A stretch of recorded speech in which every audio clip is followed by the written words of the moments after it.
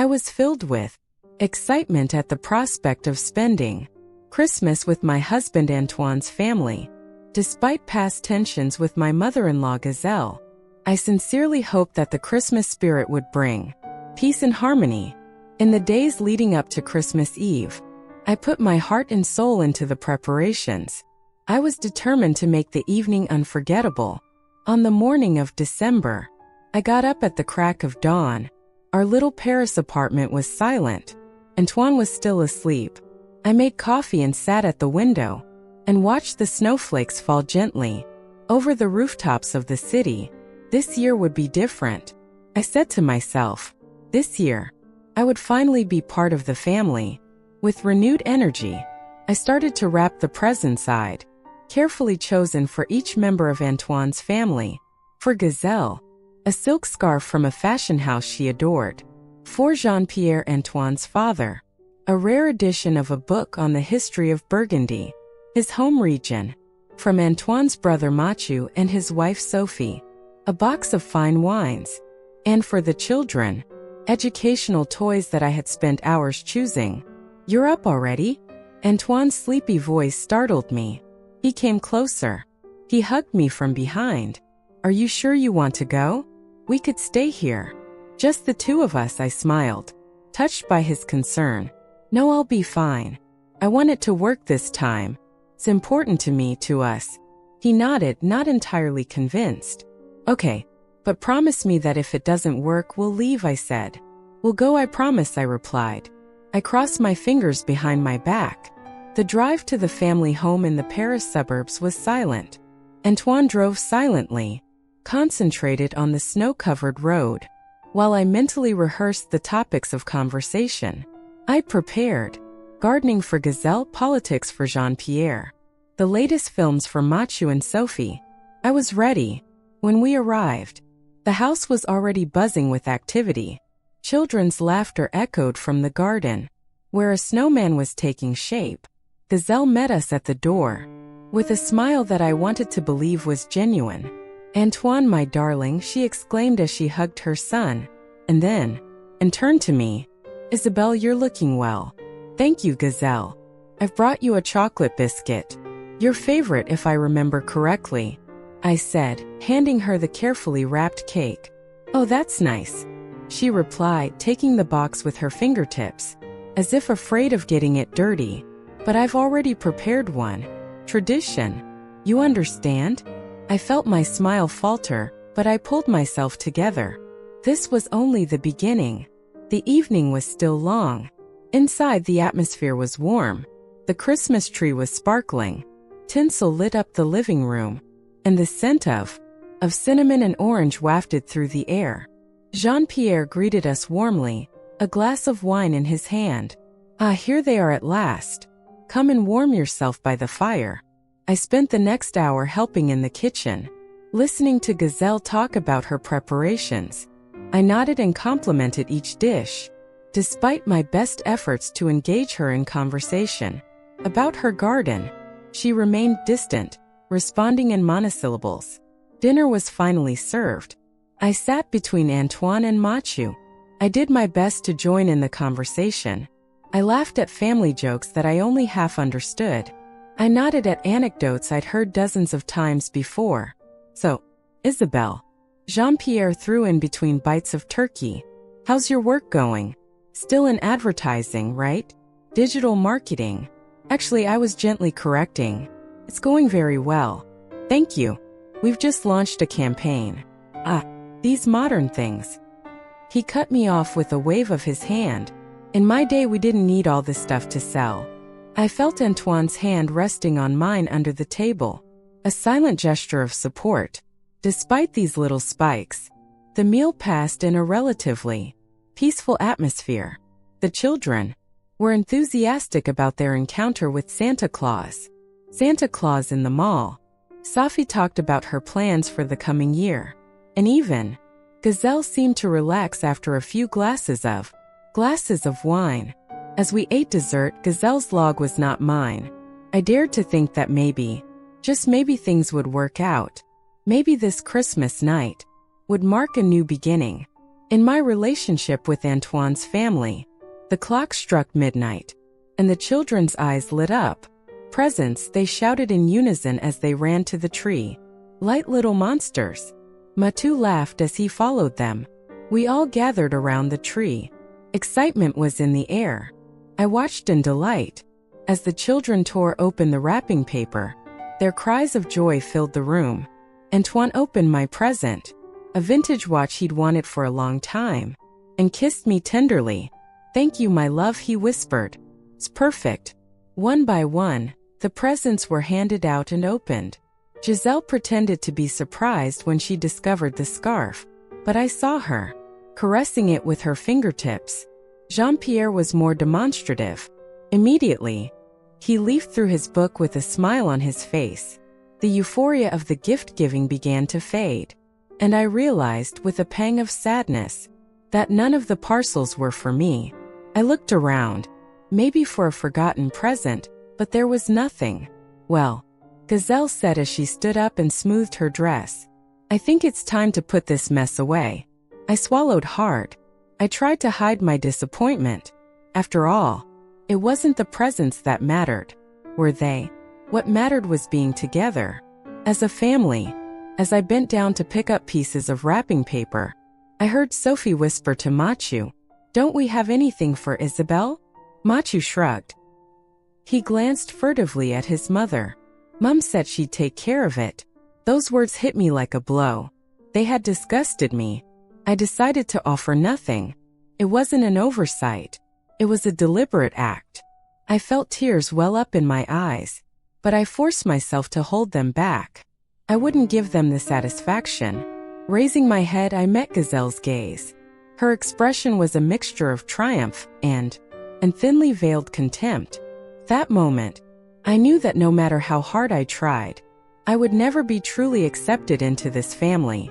The Christmas spirit I had so hoped for had failed. Break down the barriers. And as the evening drew to a close, I wondered how much longer I could put up with this situation. How many more Christmases would I have to endure before I was finally considered one of them? The silence that followed was deafening.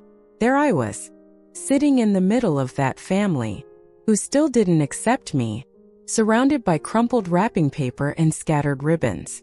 The excitement of Christmas was gone, had given way to a palpable tension in the air. Antoine, my husband, looked uncomfortable. He kept looking back and back between his mother and me, as if looking for a way to calm things down. But what could he say? What could he do? The damage had been done. "Well said, Gazelle," finally breaking the silence. "I think it's time for a nightcap before bed. Isabelle, my dear, could you help me clear away?" Her sweet tone fooled no one. It was an order disguised as a polite request. I nodded silently and rose to accompany him to the kitchen. My legs trembled slightly under the weight of suppressed emotion. In the kitchen, Gazelle began to put the dishes into the dishwasher with brusque gestures. I could feel her disapproval emanating from her like a poisonous aura. "Giselle," I began quietly, "have I done something to offend you?" She froze for a moment. Then she turned to me with a cold smile. "No offense, my dear. Why do you think that?" I took a deep breath. "It's just that I didn't get a present tonight. Thought maybe." "Oh, that," she said. She waved her hand as if it were a trivial detail. "Don't be so materialistic, Isabelle. Christmas isn't just about presents, you know." His words hit me like a slap in the face. Materialistic me, who'd spent weeks choosing the perfect presents for each of them. "It's not about materialism," I replied, my voice trembling slightly. "It's about family involvement." Gazelle noisily placed a plate in the sink. "Family, listen to me, Isabelle. You're not family. You're the woman Antoine has chosen, and we respect his choice. But make no mistake, you're not one of us." His words took my breath away. I stood there speechless, unable to respond. So that was it. After 3 years of marriage, after all my efforts to fit in, I was still a stranger in her eyes. "Giselle, I do not know." She cut me off. "You want the truth? Well, here it is. Without us, you're nothing. Without Antoine, without this family, what would you be? A simple office worker with dreams of grandeur. You already have more than you deserve. His cruel words echoed around the kitchen. I felt tears well up in my eyes, but I refused to give him the satisfaction of seeing me cry. Just then, Antoine entered the kitchen. Is everything all right in here? He asked. He could feel the tension. Perfectly fine, Gazelle replied with a forced smile. Isn't it? Isabelle asked. I could only nod, my throat tight with emotion. Antoine looked at me worriedly, but I looked away. I didn't want him to see my pain, my shame. We returned to the living room, where the rest of the family had gathered. Jean-Pierre was serving cognac. Mathieu and Sophie chatted quietly in a corner. The children had been put to bed. Their new toys were carefully arranged under the tree. Ah, here they are, cried Jean-Pierre. A little cognac to round off the evening. I accepted the glass he handed me, grateful to have something to keep my hands busy. The alcohol burned my throat, but it was a welcome distraction from the pain in my chest. The conversation resumed, light and superficial. We talked about our plans for the new year. I was there, physically present, but my mind was elsewhere. Gazelle's words looped through my mind. You're nothing without us. I looked at Antoine, laughing at his father's joke. Was it true? Was I really nothing without him? Without this family who despised me? I'd sacrificed so much to fit in, to be accepted. I put aside my own dreams, my ambitions to meet their expectations. And for what? To be treated like a stranger, an intruder at their Christmas table. The minutes stretched on and on. I could feel Gazelle's triumphant gaze on me. She had one. She probably thought she'd put me in my place. Finally, after what seemed an eternity, Antoine stood up. I think it's time for us to go, he said. Thank you for this evening. Mom, Dad, the goodbyes were short and tense. Gazelle kissed my cheeks. Her overpowering perfume almost suffocated me. Merry Christmas, my love, she said with a smile that didn't reach her eyes. In the car on the way home, the silence was heavy. Antoine drove, concentrating on the snow-covered road. I stared out of the window. The Christmas lights blurred through my suppressed tears. What happened? Antoine finally asked. Between you and my mom in the kitchen. I took a deep breath. Should I tell her? Repeat his mother's cruel words to him? But why bother? It would only create more tension, more conflict. Nothing, I replied quietly. Just a misunderstanding. Antoine gave me a sideways glance, clearly not convinced. Isabelle, I know my family can be, but they'll accept you in time. Just takes time. How long? How much time? How many more humiliating Christmases will I have to endure before I'm considered worthy? We arrived at our apartment. Antoine parked and turned off the engine, but neither of us made a move to get out of the car. I'm sorry about the gift, he finally said. I should have checked with my mother. That's not the gift.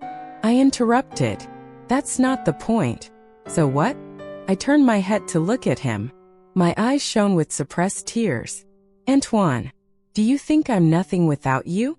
Without your family? He looked at me in shock. Of course not. Why do you say that? I shook my head, unable to explain. How could I make him understand the pain, the humiliation I had felt? How could I tell her that her own mother considered me nothing more than an opportunist? Isabelle? He said quietly, taking my hand in his. You mean everything to me, to my family. Eventually, they'll see what I see in you. I promise you. His words were meant to comfort me, but they only added to my pain, because deep down I knew it was just wishful thinking. Gazelle would never change her mind about me, and as long as she saw me as an interloper, I would never be truly accepted into this family. We walked up to the apartment in silence.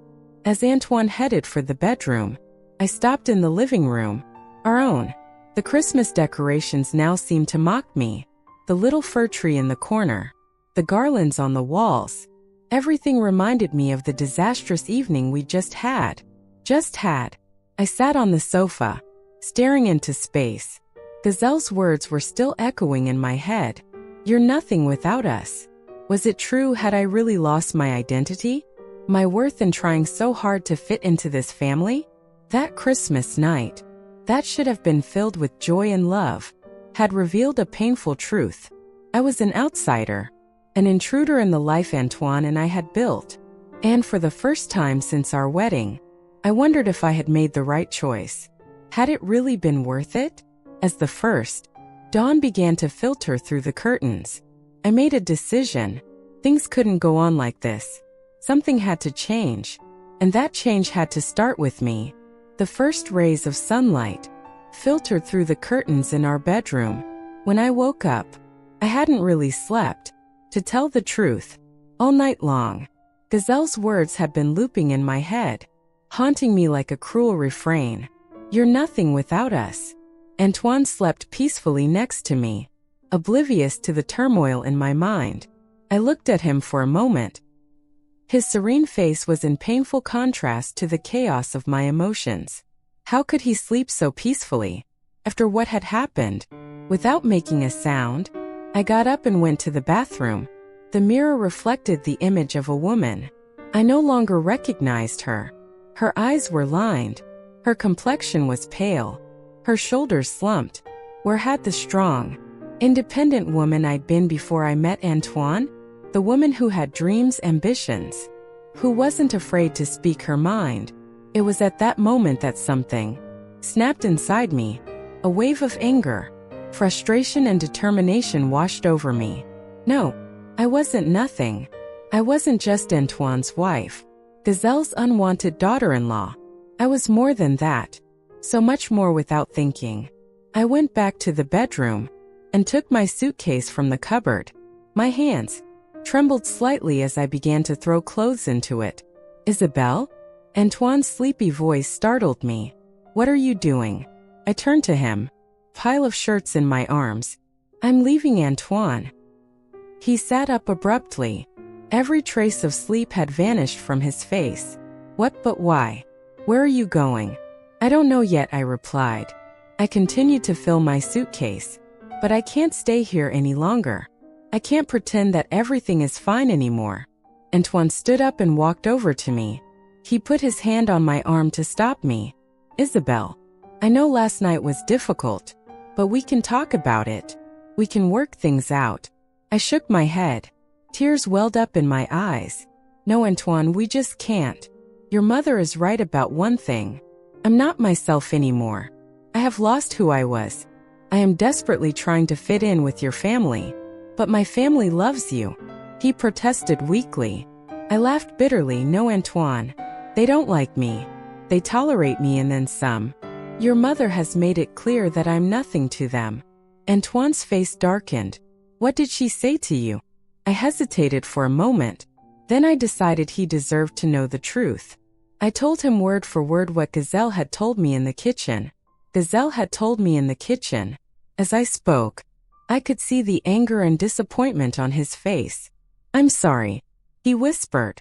When I'd finished, I didn't realize how hard it was for you. I should have stood up for you. I should have said something.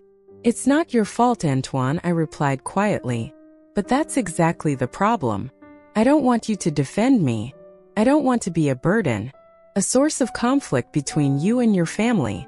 I closed my suitcase with a determined gesture. Antoine watched helplessly. Where are you going? He asked again. To Maurice's, probably. I replied. I was thinking of my best friend. Just for a few days. Time to think. Antoine nodded slowly. What now? I took a deep breath. I don't know, Antoine. I really don't know. He approached me. He took my hands in his. Isabelle, I love you. You know that, don't you? No matter what my mother says. No matter what my family thinks, you're the one I've chosen. His words touched me, but they weren't enough to erase the pain and humiliation of the day before. I love you too, Antoine. But sometimes love isn't enough. I grabbed my suitcase and headed for our bedroom door. Antoine followed me, clearly torn between stopping me and respecting my decision. Wait, he said suddenly. At least let me go to Maurice's with you. I shook my head. No, Antoine, I must do this alone. Please understand. He nodded reluctantly. All right then. But promise me you'll call me when you get there. And that will be soon. I promise, I replied, my throat tightening. As I walked through the door of our apartment, Antoine stopped me one last time. Isabelle, I'm really sorry for everything. I'll talk to my mother. I'll make things right, I smiled. Unfortunately, it's not up to you, Antoine. It's up to me to take my life back. With these words, I left the apartment. My heart was heavy but strangely free. In the lift, I took out my mobile to call Marie.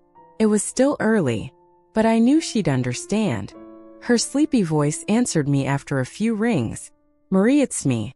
I'm sorry to call you so early, but I need a place to stay. There was a short silence at the other end of the line. Then Marie said, come over right away. I'll put the coffee on. I felt a surge of gratitude towards my friend. Thank you, Marie. I got into the taxi that took me to Marie's. I watched the streets of Paris pass by, still decorated for the holidays. The garlands and illuminated trees now seemed cruelly ironic. Christmas, the celebration of family and love, had been the catalyst for my decision to leave everything behind. When I arrived at Marie's house, I was greeted with her warm embrace. Without a word, she showed me in and led me to her sofa. She placed a steaming cup of coffee in front of me and sat down beside me. She waited patiently until I was ready to speak. I've left, Antoine, I finally said, breaking the silence. Marie nodded, showing no surprise. Because of her family. I nodded, then unpacked everything. Christmas dinner, the lack of a present, Giselle's cruel words. Marie listened to me without interrupting. Her face alternated between anger, sadness, and indignation. Oh, Isabelle, she said when I had finished. I'm so sorry you had to go through this, but I'm proud of you for making this choice. His words warmed my heart. For the first time since the previous day, I felt I'd made the right choice. What are you going to do now? Marie asked. I took a sip of coffee and pondered the question. I don't know yet, but I do know one thing. I can't go on like this. I can't be this reduced version of myself anymore. Marie laid a comforting hand on my shoulder. You're right. You deserve so much better. Isabelle, you're brilliant, talented, and you should never, ever have to feel like nothing to anyone. His words echoed a thought that had been germinating inside me ever since I woke up, you know? I said slowly, I've always wanted to start my own digital marketing company. Maybe now is the time. Marie's face lit up. That's a great idea. You've always been good at it. And you have contacts in the industry, don't you? I nodded, feeling a spark of excitement ignite inside me. Spark inside me for the first time in a long time. Yes, I've kept in touch with some former clients, and I have some savings set aside just in case. In case you need to escape. I smiled weakly. I suppose I did. Perhaps a part of me knew this day would come. Marie hugged me. You'll make it. Isabelle, you're stronger than you know. And I'll be with you every step of the way. His words gave me courage. For the first time in months, maybe years, I felt myself. Not so-and-so's daughter-in-law, not so-and-so's wife, but just Isabelle. A woman with dreams, ambitions, and the strength to make them come true. Sitting on Marie's sofa, my suitcase at my feet and a cup of coffee in my hand, I felt a wave of determination wash over me. This wasn't the end, but a new beginning. And despite the pain and uncertainty, I was ready to face it. Marie, I said, I think I'm going to need a laptop and lots of coffee. We have a business to start. Marie laughed. Her eyes lit up with pride and excitement. Now that's the Isabelle I know. Come on, let's get to work. And so it was in my best friend's little flat. The day after a disastrous Christmas, I began to take back control of my life. It was going to be a long and difficult road. I knew there would be moments of doubt, fear, maybe even regret. But one thing was certain. I was not nothing. I was Isabelle. And I was ready to show the world, and most importantly myself, what I was capable of. The days following my arrival at Morris's were a whirlwind of activity. Between drawing up my business plan and calling my old professional contacts, I had little time to think about Antoine or his family, but I knew that this bubble of relative wouldn't last forever. It was the morning of the 5th day. When reality caught up with me, my phone rang with a message from Antoine. "Isabelle, we need to talk. I'll be at Marie's in an hour. Please don't go." I felt my heart beat faster. Part of me wanted to flee, to avoid this confrontation, but I knew it was inevitable, and perhaps necessary. "Are you all right?" Marie asked, noticing my worried expression. I showed her the message. She nodded in understanding. "Do you want me to stay?" "No," I replied. I thought for a moment. This is something I must face alone. The next hour was the longest of my life. I tried to concentrate on my work, but my thoughts kept returning to Antoine. What he was going to say, what I was going to say. When the doorbell rang, I jumped up in spite of myself. Marie gave me a quick hug before leaving the apartment, leaving me alone to face what was to come. I opened the door, my heart pounding. Antoine was standing there, looking tired and worried. His eyes immediately fell on my suitcase. It was still in the hall. "You haven't unpacked yet," he said gently. "I know," I admitted. "I don't know how long I'll be here," he nodded. Understanding. "Can we talk?" I stepped aside to let him in. We sat on the sofa, an uncomfortable distance between us. "Isabelle," he began, "I'm so sorry for everything that's happened." I spoke to my mother. I told her her behavior was unacceptable. I felt a wave of frustration rise up inside me. "Antoine, it's not up to you to sort this out. It's not just your mother's problem. It's deeper than that." He looked at me in confusion. "What do you mean?" I took a deep breath. "Antoine, ever since we've been married, I feel like I've lost a part of myself. I've tried so hard to fit in with your family, to live up to their expectations, that I've forgotten who I really am." His eyes filled with sadness. "I didn't want you to change for me or my family. I love you as you are." "I know you love me," I replied quietly. "But sometimes love isn't enough. I have to find myself again, Antoine, to be the strong, independent woman I used to be." He reached out to take my hand, but stopped halfway, uncertain. "And you don't think you can do it with me?" This question hit me hard. Could I rebuild my life and remain married to Antoine? Could I reconcile my love for him with my need for freedom? "I don't know," I honestly admitted. "All I know is that I need space and time to think." Antoine nodded slowly, pain in his eyes. "I understand. But Isabelle, I want you to know that I'm ready to do anything to make it work between us. If you want us to distance ourselves from my family, we will. If you want us to move to another town, I'll go with you. I don't want to lose you." His words touched me deeply. I knew he was sincere, and part of me wanted to throw myself into his arms, forget everything else. But I couldn't. I couldn't now. "Antoine, I thank you for this. I really do. But it's not up to you to make these sacrifices.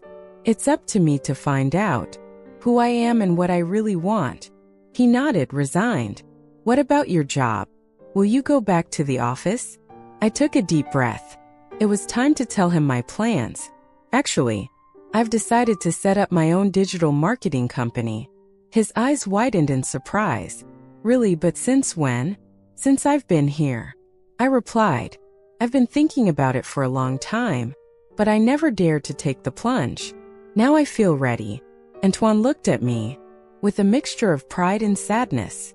"You've always been brilliant at this. I'm sure you'll succeed." His support, even in these difficult circumstances, I was touched. "Thank you, Antoine." An awkward silence fell between us. So many things remained unsaid. So many unresolved feelings. Antoine stood up. "I should probably go. But Isabelle, promise me one thing." My heart clenched. "Don't make a final decision yet. Give us a chance. Give yourself time to really think about what you want." I nodded, unable to speak. He leaned over and kissed my forehead, a tender gesture.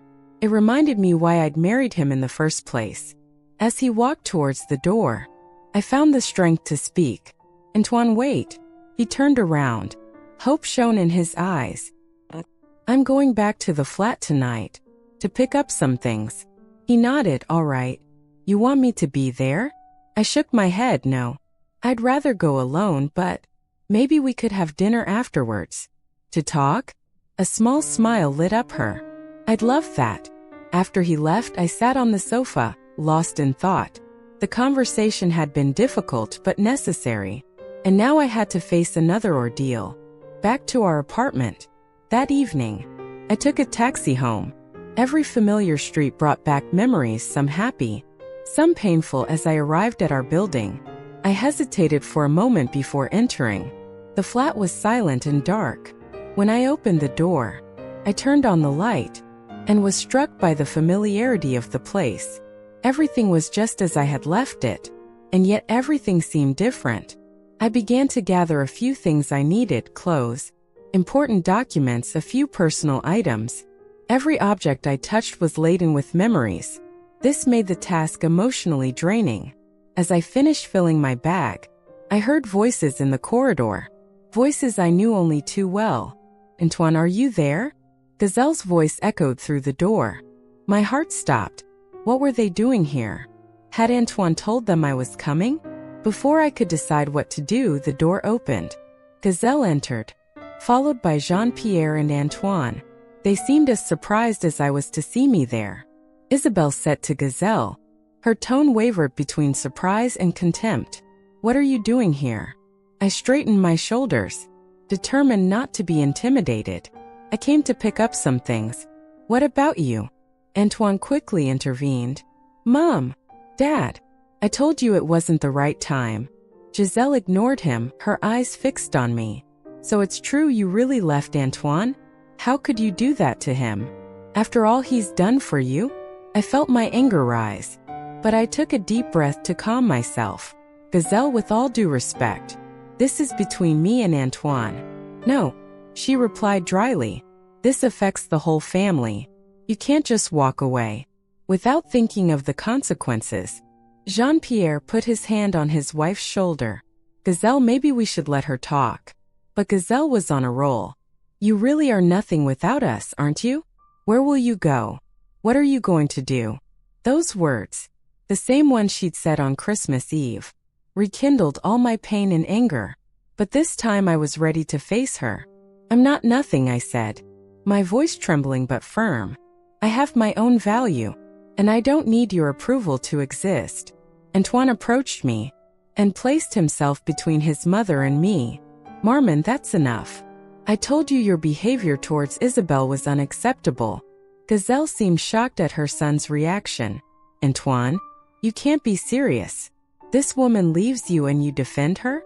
"Yes," he replied, simply, "because I love her, and because she deserves to be treated with respect." A heavy silence fell over the room. I looked at Antoine, moved by his unexpected support. Then I picked up my bag and headed for the door. "I'm leaving," I told Antoine. "I'll call you later so we can talk." As I was about to walk out the door, Gazelle took a step towards me. "If you walk out that door, don't even think about coming back." I turned to look her in the eye.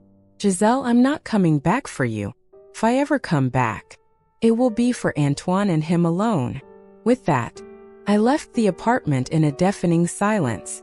In the lift I felt tears trickle down my cheeks, but for the first time in a long while.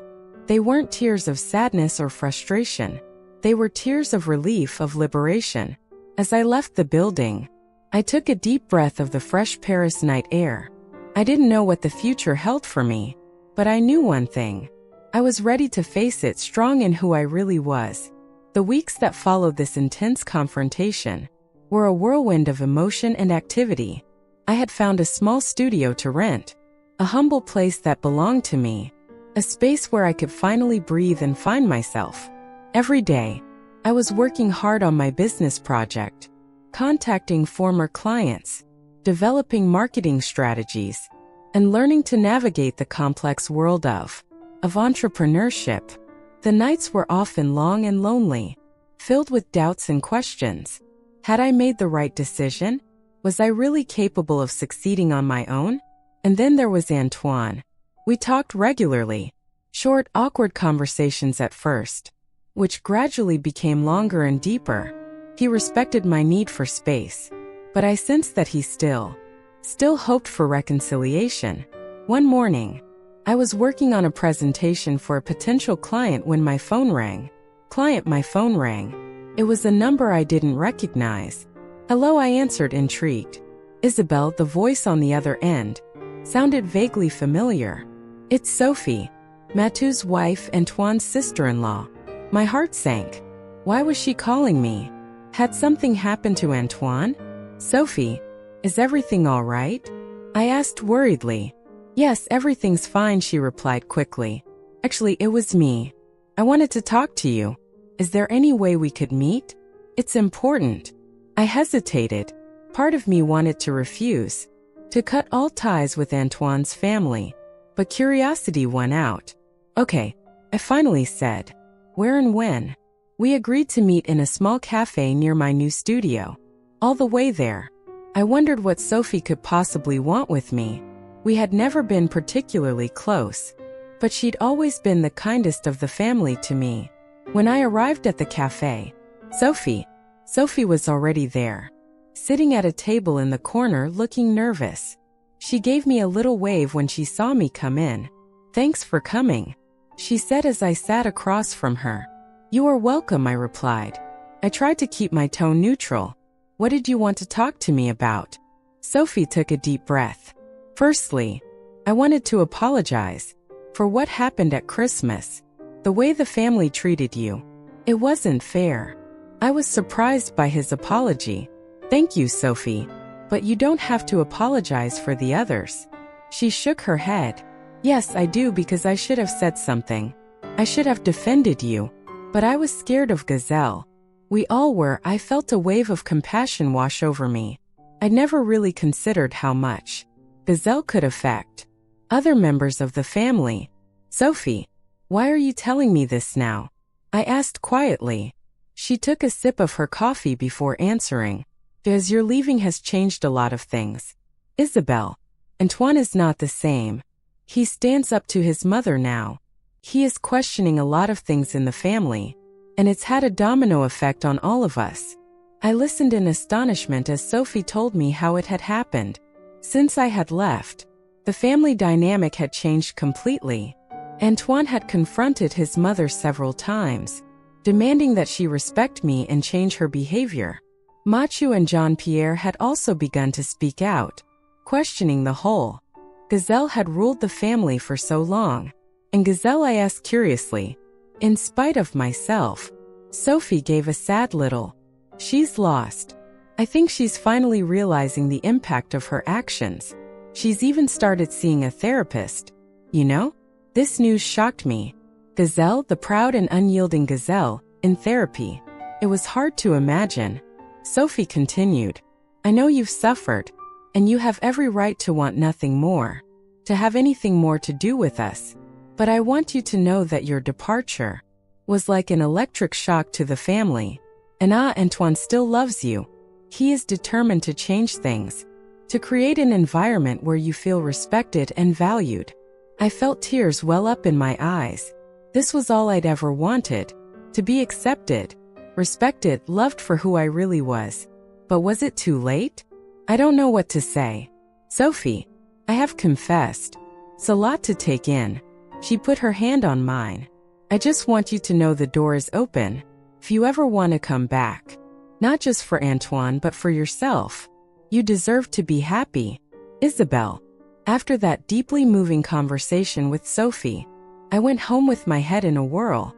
The next few days were a whirlwind of conflicting thoughts and emotions. On the one hand, I was proud of what I had achieved on my own. My business was beginning to take off. I'd signed my first contracts. I felt stronger and more independent than ever before. On the other hand, Sophie's words echoed inside me. They reawakened feelings I had tried to bury. One evening, I was working late on a project. I was late for a project when my phone rang. It was a message from Antoine. I know you need your space, but I'd like to talk to you. No pressure, just a chat when you're ready. I stared at the screen for several minutes, my heart pounding. Was I ready? Could I consider giving him another chance? Give our relationship another shot? Finally, I made a decision. I said okay. Tomorrow night, 8 p.m. in the park near my new studio. Her response was almost instantaneous. I'll be there, thank you. Isabel. The next evening, I waited for Antoine on a park bench. I watched the couples and families. I was enjoying the warm evening. When I saw him arrive, my heart skipped a beat. He looked tired, but his eyes lit up when he saw me. Hi, he said quietly as he sat down next to me. I replied, surprised at how calm my voice sounded, despite my inner fear. We stayed silent for a while. We watched the sun set over Paris. How are you? He finally asked. Fine, I replied. Honestly, my business is taking off. I've signed some interesting contracts. He smiled, a real smile that reached his eyes. I'm really happy for you. Isabel, you've always been brilliant. I knew you'd make it. Your sincere support has touched me more than I care to admit. What about you? I asked, how are you? He took a deep breath. It's been difficult, but also enlightening. Your departure forced me to question many things. My relationship with my family, my own priorities. I nodded, encouraging him to continue. I realized what a coward I had been. He continued. I should have stood up for you. I should have stood up to my mother a long time ago. I'm sorry, Isabel. So sorry. Her words, full of sincerity, melted some of the ice that had formed around my heart. Sophie spoke to me. I confessed. She told me that things had changed in your family. Antoine nodded. Yes, it's true.